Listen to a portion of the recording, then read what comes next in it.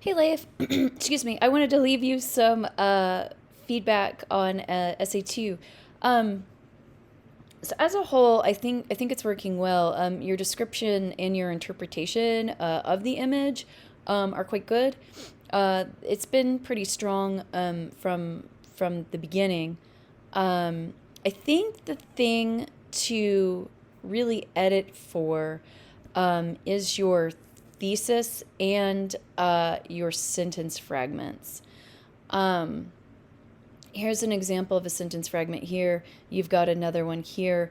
As we've talked about in class, right? You have to have to I'm sorry, you have to have a subject and a verb to have a complete thought. And sentence fragments are sometimes used stylistically, but it's a strong spice. So you certainly don't want, if you left this one here for a stylistic choice, you certainly don't want to leave this one here. I think this would be considered an error for sure. But I would give your essay a read for sentence fragments. The other thing that I'd like you to read for is the thesis statement. So really, you don't have a thesis statement here.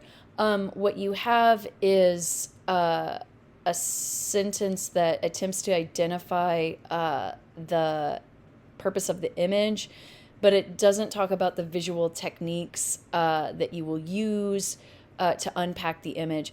And that's what I feel is really missing from the body. I think that there is some good description in here, but I wish that there was more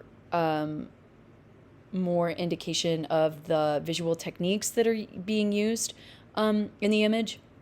And I think the reason why it's not included in that is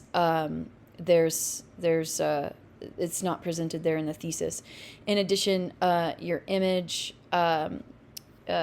is it's not professional, meaning that, we talked about creating appendices in class and you guys read a chapter on that. So please make sure that your image looks professional. You at least have it on the appendix and it's centered.